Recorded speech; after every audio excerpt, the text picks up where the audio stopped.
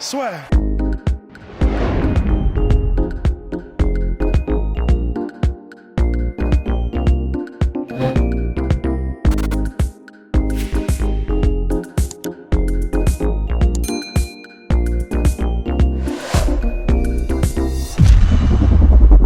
Bien, bonjour à toutes et à tous, bienvenue dans le podcast La Soir. Bonjour mon cher Polydomso.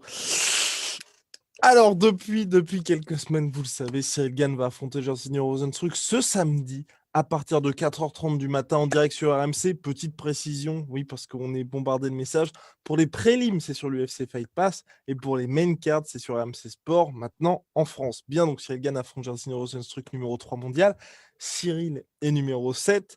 Et là, depuis quelques semaines, il s'est passé des choses. Polydomso est parti avec justement ses loupes pour mener l'enquête. Alors, mon cher Polydomso, qu'est-ce qu'on a récupéré de toutes ces enquêtes? On a récupéré que c'est tendax comme combat. C'est Ah, tendax.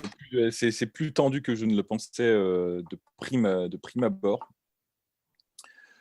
Ça va vraiment. En fait, il faut vraiment que Cyril Gane soit impeccable. Vraiment, vraiment qu'il fasse pas le con avec Jairzinho parce que ça n'a pas l'air en fait comme ça, mais Jairzinho est quand même assez fin mhm. sur ce qu'il sait faire en fait. Et vraiment dangereux. C'est-à-dire quand il accélère, il peut rapidement terminer un combat. Donc il y a plusieurs armes qu'a Jairzinho qui peuvent vraiment poser problème, à Cyril Gane. J'en ai 2 en fait principales qui me viennent en tête. On est sur une optique, le combat se déroule debout, hein. C'est vrai que là sur les derniers podcasts, on est souvent sur du striking, mais parce qu'on a beaucoup de strikers en fait, principalement des strikers. Et là pour le coup, bon bah, ex-kickboxer contre ex-combattant de Muay Thai, c'est vrai qu'on est plus sur une dynamique de striking, mais c'est peut-être justement là que Cyril Gane va devoir mettre l'accent, peut-être aller pêcher d'autres idées plutôt que de faire juste du kickboxing avec Jairzinho. Ce Parce que qu'il moi, sait faire. Jairzinho, Souvenez-vous le combat contre il sait Dante faire. Mace. Et tout à fait. Et c'est vrai qu'en plus de ça, là, il aura un avantage d'allonge et de taille qui sera considérable contre Jairzinho. Ouais. Un avantage de déplacement aussi. Jairzinho, c'est quelqu'un qui est assez statique. Néanmoins, il est statique, mais quand il veut vraiment accélérer et quand il veut avancer, il est capable de le faire. Mhm. Il est capable et c'est assez déroutant à voir parce qu'il t'endort un peu à la manière d'un Derrick Lewis. Mais lui, pour le coup, ne se met pas dos à la cage. Il est vraiment au centre de la cage et il te trompe dans un faux rythme où tu te dis, bon, bah, il est statique, Mhm. il enchaîne un coup, voire deux, et puis c'est tout. Et puis, il y a des moments où il va rentrer sur 3-4 pas, mais ça va être une combinaison qui va être propre. Ça va pas être des battoirs, ça va pas être un moulinet de crochets. La combinaison sur laquelle il termine Junior Dos Santos, par exemple, c'est propre. Il voit l'ouverture, Exactement. il rentre et bye bye, quoi, c'est terminé. Et même là, on pourrait même dire que le coup final qu'il met Overeem. à Overeem, même si c'est là, on est plus sur du swing, mais au niveau du footwork, ce qu'il fait en shiftant, Ouais. ben c'est un bon footwork et c'est une attaque qui est difficile à prévoir. Enfin, honnêtement, je pense qu'Overeem, il l'a vraiment pas vu venir Ah, mais celle-là, c'est quoi. clair. Parce que Donc, la distance qu'il arrive à couvrir, c'est assez c'est ça impressionnant. en fait, c'est ça qui est terrifiant et c'est ce qui le distingue. Et là, je vais encore parce qu'on m'a dit ouais, tu dénigres trop d'Eric Lewis. C'est la différence avec Derrick Lewis. C'est que Derrick Lewis, il peut exploser, mais généralement, il explose en statique ou sur un pas maximum. Là où Jairzinho est vraiment dangereux, c'est qu'il peut exploser sur 3-4 pas, quoi. Et Mhm. en heavyweight, il en faut peu, comme ça. Il peut vraiment couvrir la cage. Et surtout, face à des modèles comme Cyril Gane, qui, à mon avis, quand ils ont bien installé leur distance et quand ils ont bien installé leur footwork, rapidement, en fait, arrivent à trouver une zone de confort où ils Mhm. savent, je peux piquer, je peux rentrer, je peux ressortir, là, il va pas me toucher. Mais ça, il faut vraiment pas qu'il baisse sa garde mentale et physique à ce moment-là, parce que c'est sur ces moments, moi, c'est là où ça me fait le plus peur dans ce combat. C'est pas tellement sur l'entrée, je pense qu'il est vraiment fin, Cyril Ouais. Gane. Il voit vraiment les trucs venir. C'est très difficile de le contrer au moment où il va rentrer, mais c'est plus dans le moment où il ressort et pas vraiment dans la mi-distance. Je pense que quand il ressort Mhm. dans la mi-distance, il a toujours la garde, il se déplace. Mais tu sais, dès qu'il fait un pas ou deux en arrière, bah, ses mains redescendent. Ouais. Et je trouve que son attention peut-être peut redescendre. Et c'est là où, franchement, Jairzinho Rozenstruik, il a vraiment une pièce à jouer contre Gann, où il peut vraiment, là, tout de suite accélérer parce que c'est un pattern qui se répète, qui va se répéter pendant le combat, parce que je ne pense pas que Cyril Gann va terminer rapidement Jairzinho. Mhm. Il va être dans le meilleur des cas, sur une lutte qui va s'étendre sur, je pense, au moins 3 rounds. Donc, il y a le temps de plusieurs entrées. Ouais. Il y a le temps que Jairzinho repère un pattern et puisse faire ses accélérations. L'autre arme qui me dérange fondamentalement dans cette opposition de style pour Gann, c'est les low kicks Ah oui. de Biggie Boy. Ouais, parce Car que monsieur est membre de l'ATT. et voilà, c'est la bête noire, ça. Letitia qui a récemment développé une stratégie contre les strikers en mode escrimeur. Hein. C'est Ouais. vraiment ça, hein, parce que les deux victoires qu'ils ont eu jusqu'à présent. Je vais pas Ouais, jinxer ce combat, mais attention, attention. Et dans des attention, ouais, organisations différentes, mon cher et Polydomso. dans des organisations différentes, et ben c'était contre le même modèle, c'est-à-dire a priori à peu de choses près le même modèle. Je disais avec a priori à peu de choses près le même modèle. Kyoji Hirogoshi contre Kei Sakura. On se souvient que premier combat, Kyoji Hirogoshi se fait mettre KO sur un contre du bras arrière.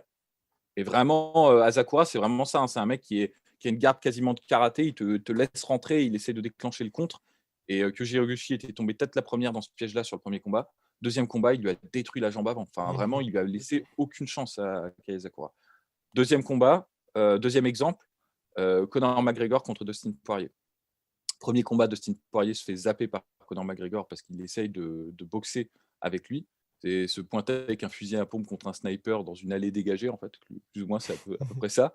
Et deuxième combat, il le fait venir et en fait, il lui casse la jambe avant. Quoi. Et ça, c'est vraiment un truc qui fonctionne bien contre les modèles de mecs qui ont une garde large et qui rentrent en in and out parce que il faut vraiment désamorcer le low kick avant de rentrer parce que quand Gann va rentrer, il sera obligé d'avancer sa jambe.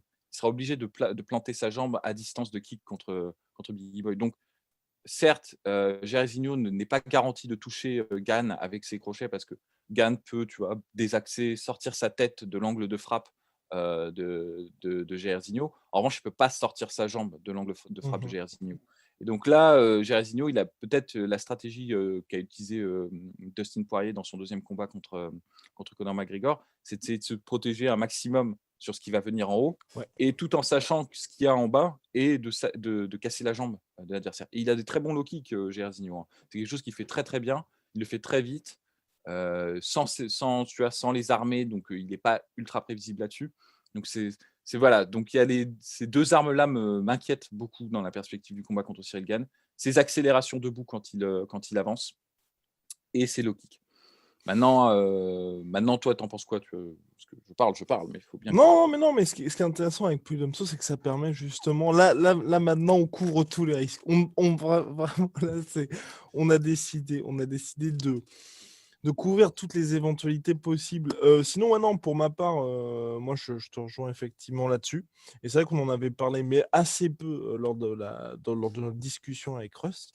Du reste, moi, je pense que Cyril, pour ce combat-là, à mon avis, va vraiment vouloir mixer justement dès le début et pas attendre que Jairzinho Rozenstruik soit à point, tu vois, à la fin. Je pense qu'à mon avis, dès le premier round, il y aura soit des tentatives de takedown, soit des feintes de changement de niveau pour justement instaurer déjà de l'incertitude du côté de Rozenstruik et ensuite pouvoir commencer à travailler. Parce que Polydomson en avait parlé, là on n'en a pas vraiment parlé dans cet épisode-là, mais c'est vrai que Rozenstruik au sol, c'est, je pense, tu vois, même pour Cyril, tu vois, il y a moyen qu'il crée un petit peu de dommages de ce côté-là. Et justement, pour pouvoir s'empêcher de... Parce que debout, comme on l'a dit, je pense vraiment, tu vois, que ce sera disputé, mais que Cyril peut vraiment s'en sortir. Mais après, tu vois, si par contre ça bascule au sol, et en plus avec toute l'intelligence qu'a Cyril Gane, le fait d'ajouter, tu vois, d'aller au sol, tu crées des dommages, et puis ensuite t'instaures dans l'idée du gars que, oh putain, quand le mec va changer de niveau, il y a vraiment moyen qu'il m'emmène au sol. En plus, je me relève pas, et en plus, je prends des dommages, et le combat dure 5 rounds, ça peut être vraiment très compliqué. Donc pour moi, c'est vraiment un ensemble, et que Cyril a déjà montré par le passé, mais où là, je pense qu'à mon avis, tu vois, dès le premier round, il y aura vraiment cette volonté. Ouais, de toute façon, c'est là, il faut toujours aller sur le territoire sur lequel tu as le plus d'avantages, en fait. Hein. C'est une erreur d'être borné dans ce type de sport. Hein. Il faut exploiter les faiblesses de l'adversaire, ça c'est clair. Et c'est vrai qu'une des faiblesses notables de Rozenstruik, c'est son jeu au sol et plus particulièrement son jeu sur le dos. Il n'en a quasiment pas en fait, de jeu sur le dos, Rozenstruik. Il se défend, il essaie tout le temps de sortir, de faire du scramble, mais il est quand même pas super rapide. Alors, il est assez fort parce qu'il s'est quand même relevé plusieurs fois contre Overeem. Mais moi, je pense qu'Overeem, en fait, c'était un peu sa stratégie, tu vois, de l'épuiser comme ça, de l'amener au sol, de pas forcément vouloir l'y maintenir à tout prix. Mais tu sais, de l'effort que tu développes en te relevant mais le truc qui était impressionnant avec Rosenstruck, c'est qu'il avait quand même le cardio malgré ça, parce qu'il Ouais. s'est quand même fait dominer pendant 5 rounds par Alistair Overeem. Il a quand même eu Alistair Overeem sur lui pendant une grosse partie du combat. Normalement, ça te sape les réserves. Il est quand même capable de te sortir un coup gagnant au 5e round. À la dernière Donc seconde. ça, c'est vraiment, vraiment inquiétant. Alors, peut-être Ah non, mais que il faudra là, être concentré du début à la fin. Et d'ailleurs, Fernand Lopez l'a dit dans King and the G, il travaille énormément là-dessus. Parce que là, par rapport aux autres combats, où certes, il y avait toujours ces alertes-là, parce que un Junior Dos Santos, même si ce n'est plus le grand Junior Dos Santos, il y a quand même un énorme risque. Mais je pense que là, vraiment, ce sera...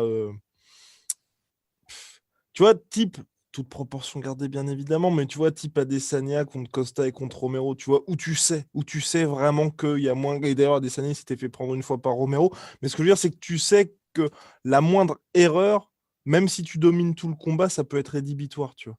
Donc je c'est pense que de clair. son côté, il n'y aura vraiment aucune prise de risque.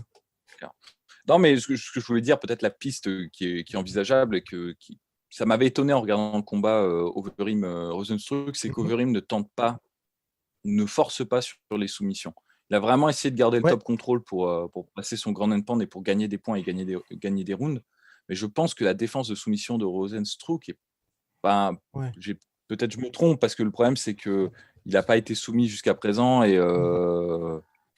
peut-être que ça fait partie des gens comme ça où c'est vachement dur de les étrangler, c'est vachement dur de leur mettre une clé de bras parce qu'ils sont forts ou ils ont genre une nuque ultra épaisse, Mais moi, il y a plusieurs moments dans le combat contre Overeem où je me dis, putain, là, quand il essaie de se relever en donnant son bras et tout, l'étranglement en triangle, enfin le arm triangle choke, il passe direct, quoi, parce que tu es déjà en demi-garde, il va te laisser sortir de la demi-garde, tu fermes et puis c'est bon, quoi, c'est dodo, tu vois. Et ça, il l'a déjà fait en plus, Cyril Gane contre Pessoa. Il me semble que c'est comme ça qu'il le soumet. Donc ça, c'est éventuellement peut-être une piste. Je pense que la défense de soumission de Rosenstruck, bon, ça n'a pas été testé jusqu'à présent, donc peut-être qu'il va s'avérer exceptionnellement dur et exceptionnellement tactique pour défendre des soumissions. On peut être surpris. Mais moi, je pars du principe que si tu montres pas quelque chose dans l'octogone, c'est que tu le maîtrises pas vraiment, tu vois, ou que c'est pas un truc où tu es vraiment confiant dessus.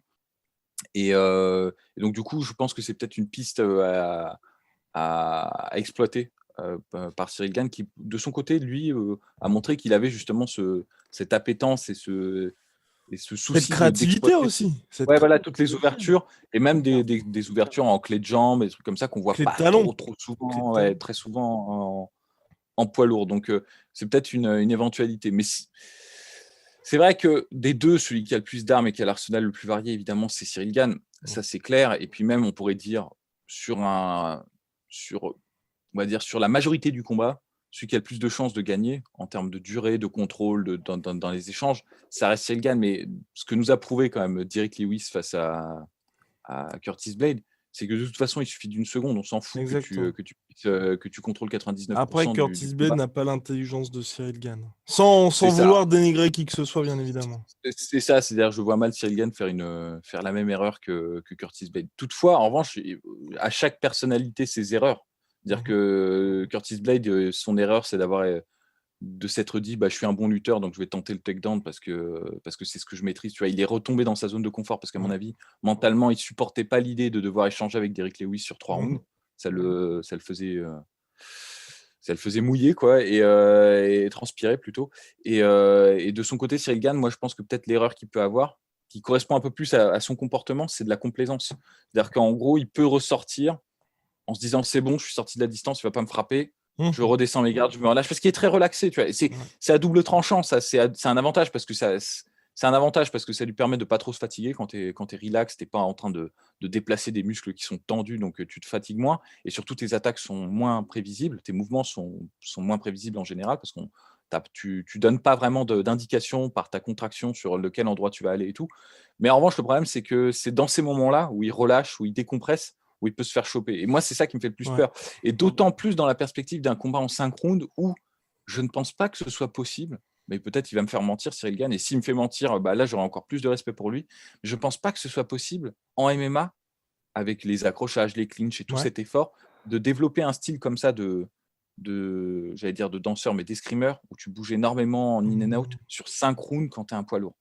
Franchement, je serais étonné qu'il arrive à le faire. Ouais, Je pense qu'à un moment donné, au 4e ou au 5e, il sera plus statique. Et c'est là où, honnêtement, là, je vais avoir un peu peur, parce que si ça se transforme en échange de tirs à distance statique, Oui, ah oui, oui. là, c'est chaud, quoi. Là, c'est vraiment chaud. Ça Surtout peut s'il être a ses chaud. habitudes de décompression, de relâcher et tout. S'il a plus la distance pour le faire, là, moi, c'est ça qui m'inquiète le plus dans ce match-up-là, en fait. C'est vraiment, ça dure. Peut-être sur les 3 premiers rounds, il emmagasine les points, il emmagasine l'avance, mais en revanche, il se fatigue un petit peu. Un petit peu, je ne vais pas dire, je ne pense pas qu'il sera épuisé, mais si tu veux, son style correspond à sa capacité de mouvement. S'il n'a plus cette capacité de mouvement, il faut vraiment qu'il fasse super gaffe, parce que quand tu es crevé, les automatismes reviennent. Et son automatisme à lui, à Cyril Gane, c'est que quand il est en confort, c'est de relâcher sa garde, c'est d'être relaxé. Sauf que si ces automatismes-là reviennent à un moment où il ne peut plus se déplacer comme il se déplace au premier round, là, ça peut être vraiment, vraiment dangereux pour lui. Mais cela dit, mon cher Polydomso, avec ce qu'on a vu de la part de Cyril Gane, pour ma part, avec tout ce qu'il apporte, toute la créativité, et puis mine de rien, tous les dommages qu'il cause, je pense que si ça va au 5e round, si lui est dans cet état-là, je pense que le mec en face aussi sera pas bien du tout non plus, tu vois. Donc c'est un peu, mais c'est vrai que par contre, s'il n'y a pas ce côté, si on a un Jairzinho Rozenstruik qui arrive à traverser tout ça assez tranquillement, là ça peut être très très tendu. C'est la force des mecs comme Rozenstruik et comme Lewis d'ailleurs, c'est que c'est des mecs qui ont tellement confiance en leur pouvoir de KO, mais vraiment, et qui lâchent pas. C'est-à-dire, moi je respecte à fond ça. De temps en temps, j'ai trouvé, moi, pour ma part, que Lewis, je vais pas dire qu'il avait abandonné mentalement, mais t'avais un peu ce côté, bah, la flemme. Genre, par exemple, enfin, tu vois, le combat contre. Attends, c'est quoi? Il y a 2 combats où moi, ça m'a assez surpris. Bah, le combat contre Mark Hunt, il était blessé au dos, mais tu vois, je trouve quand même que voilà. Et le combat contre Junior Dos Santos aussi. Ouais.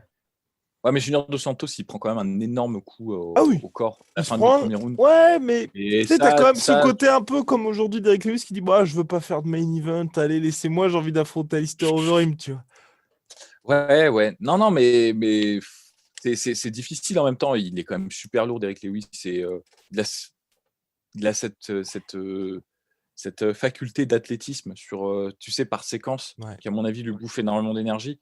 Mais il sait que, en fait, en gros, dans toutes les catégories, il y en a des combattants comme ça, en fait. Des combattants qui ont un rythme de combat qui est complètement différent, où ils vont juste se dire, bon, j'ai 5 secondes ou 10 secondes sur le round où je vais vraiment être dangereux. On pense à Hector Lombard, on pense à même Yoel Romero sur la fin. Tu vois, je compare pas, c'est pas les mêmes combattants, mais c'est le même rythme, quoi. Il va attendre très longtemps et puis à un moment donné, paf, il va exploser, il va te prendre de vitesse. Donc Derek Lewis, ce qui m'empêche, si vous voulez, pour vous donner le fond de ma pensée, de le considérer comme un combattant d'élite, c'est un bon combattant évidemment, mais un combattant d'élite, c'est qu'à mon avis, quand il explose, le truc c'est qu'il explose sur un pas, putain. Tu vois, ou 2 pas max, mais même pas. Parce que quand tu regardes le combat contre Mark Hunt, il y a plusieurs moments où Mark Hunt se fait toucher quand il rentre, où Lewis, dans des échanges, arrive à le toucher. Et là, franchement, Lewis, il avançait sur Mark Hunt et qu'il essayait à tout prix de le mettre KO et qu'il avait la capacité de développer une agression sur plusieurs pas, mais il aurait peut-être pu gagner le combat. En fait. C'est juste Mark Hunt, il avait juste à prendre 2 pas de retrait en ligne droite, c'est-à-dire même sans des accès, sans rien, et il était hors de danger. Ce qui n'est pas pareil avec Jairzinho Rozenstruik. C'est pas comme ça que ça marche. Jairzinho Rozenstruik, il va te voir reculer. S'il te touche, par exemple, avec on n'en a pas parlé, mais il a un très bon bras avant en contre, qui passe en jab ou en crochet, et qui voit que tu es un peu dans les choux, il est capable d'avancer, d'attaquer en avançant, quoi. Il a cette capacité-là. Ouais. Et c'est pour ça qu'à mon sens, il représente plus de risques pour Cyril Gane qu'un mec qui serait tout le temps statique. Cyril Gane, il en a rencontré plein, des mecs, plein. Dans ses combats de MMA, il en a surtout rencontré, la majeure partie de ses adversaires, c'est des mecs ultra statiques qui correspondent beaucoup au modèle poids lourd en MMA. C'est-à-dire, c'est des gros bonhommes qui attendent de placer leurs bras arrière, quoi. Et ça, j'aurais pas trop peur pour Cyril Gane. Jairzinho Rozenstruik, c'est un mec un peu plus fin quand même. C'est un peu plus fin et les gens le voient pas trop parce que il met beaucoup KO les gens au premier round aussi, tu vois, et on se dit, bon, c'est juste un cogneur, mais même, tu sais, je vais te dire, même contre Francis Ngannou, Bon, si ce n'est qu'il se fait complètement déborder et tout. Ouais, Mais on voit, hein, le contre, il passe hein, contre Francis c'est Ngannou. clair. C'est juste que bon, Francis Ngannou, il Il l'encaisse et encaisse ça il rentre direct. Ouais. dedans, tu vois. Mais quand tu passes l'image au ralenti, franchement, Mhm. c'est super. On peut rien reprocher à Rozenstruik. Hein. Il esquive les 2 premiers coups, il passe son bras avant. Ouais. Le Sinon, seul, en d'avoir fait, le seul truc reculé toujours en ligne droite. Voilà. en ligne droite, parce que je pense qu'à mon avis, il devait se dire normalement, je passe mon compte, tu tombes. Mm. Et ça s'est passé tellement vite qu'il a dû dire, ah merde, il n'est pas tombé. Ouais, Tu c'est vois, ça. genre, Ouais. c'est pas normal, quoi. Mais en réalité, il avait fait ce qu'il avait à faire. Il Mhm. aurait dû désaxer. Ouais. C'est Mais ça. c'est pour vous dire que c'est quand même un mec qui, techniquement, est plus affûté qu'il n'en a l'air, en fait, Rozenstruik. Réponse dans la nuit de samedi à dimanche, mon cher Polydomso, à Las Vegas. En tout cas, Go Ouais. Cyril, bien évidemment. Hein. Yes. Évidemment. Ouais, là, c'est clair. On n'a Ah, pas parlé de Cyril parce qu'on en parle beaucoup et qu'on voit à peu complètement. près le style qu'il a, mais c'était surtout pour mettre le projecteur sur les risques que représentait du coup Exactement. Rozenstruik. Le danger vient du Suriname. Bien, mon cher Yes. cher Polydomso. Big shout out à My Sweet Protein. Moins 20% supplémentaire avec le code LASSEUR en plus des soldes qu'il y a actuellement. Et moins 10% sur tout Venom, sponsor de l'UFC, sponsor de LASSEUR. Avec le code LASSEUR. À très vite pour de nouvelles aventures.